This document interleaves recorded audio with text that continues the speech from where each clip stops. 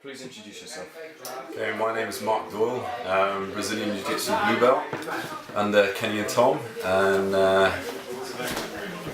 That's about it, right? How long have you been training, Mark? I've been training for about 5 years.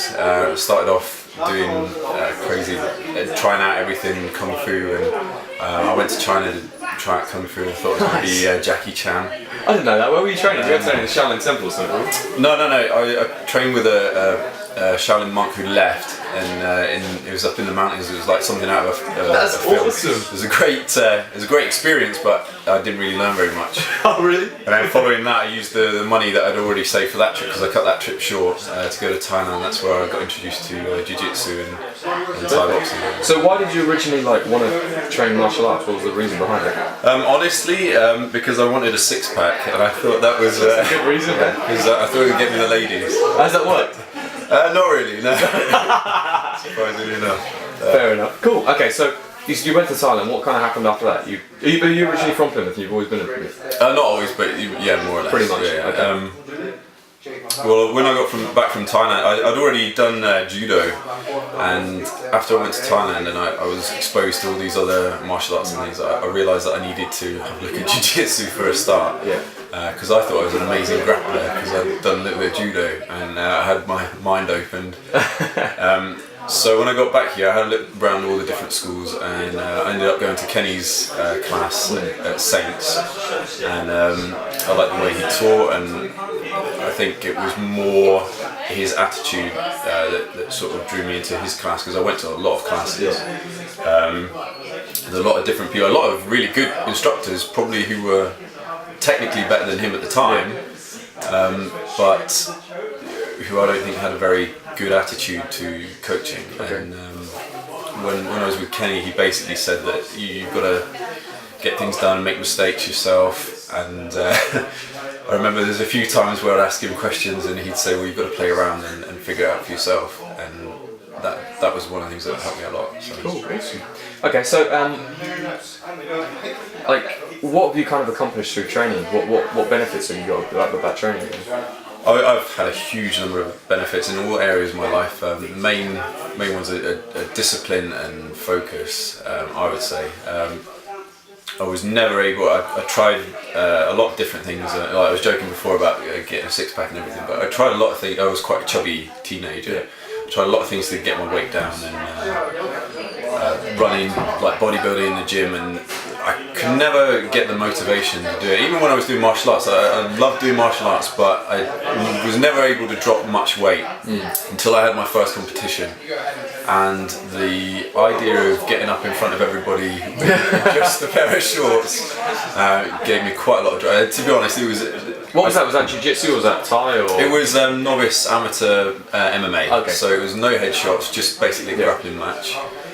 But it was in that environment, in the sort of standard MMA environment. Cool. And the guy that I fought is actually a very accomplished grappler. Nice. And I wasn't in the cage for very long, but it was at the time. It was a good experience. Yeah, at the time it was probably the best night of my life, because I worked really hard. I didn't win, but I worked incredibly hard for something. I had a challenge, and the background that I've had sort of like very much a middle class upbringing. Everything that I ever wanted, nothing was ever a challenge. And whilst that is great in some respects, growing up, as an adult, you need to challenge yourself, and that was. Even though I lost that match, the fact that I'd woken up every day at 6 o'clock to go run, then I'd gone to work, then I'd done weights, then got to train jiu-jitsu, and then still studied as well. It was grueling, and I spent 12 weeks preparing for it as well. And everybody took the mick and saying it's just an amateur match. Man, you got to take this stuff seriously. Yeah, but I did at the time, and that was a huge boost for me, knowing that I could put that amount of discipline into one area. Yeah. Awesome. Okay, and so you're competing soon, right? Yes. Tell me a little bit about that. I've got another title shot on SWFC for the welterweight belt. Last year I had a shot at the title, and it didn't go very well, and I had to make a few changes to my training. But right now I feel good about everything. I feel really good coming off my last win, and technically the guy that I fought last I would say was far more technical than the guy I fought for the belt. So we're looking at the future SWFC champion then? Oh, absolutely. Absolutely perfect. Cool. Okay, so would you recommend like training martial arts to anybody or training the academy to anybody? Well, this is the thing that I really love about martial arts is that it is accessible to everybody. And I mean, Chief's got his stories, about the lads finding out that their movement's poorer and things like that, and finding different martial arts that they can try. Yeah. But it's really up to the individual how far they want to go with it and what disciplines they want to do. But there is something for everybody. And like with grappling, you get I forgot his name now, but there was a Japanese guy, an MMA fighter who lost his sight and he had to go into more grappling. Yeah. But incredibly, like a very, very talented MMA fighter. I think he actually lost his sight from fighting, didn't he?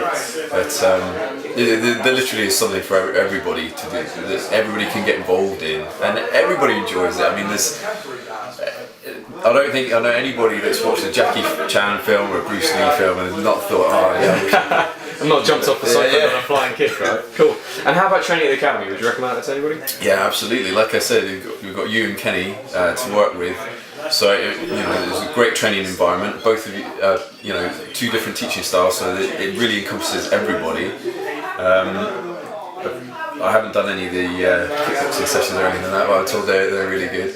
But the atmosphere in here, I've had so many training partners say, chatting to people on the way out, and the main thing that most people say is that the friendly atmosphere is what keeps them here. There's a lad here that is saying he'd been to 4 or 5 different gyms in Leicester when he was staying there.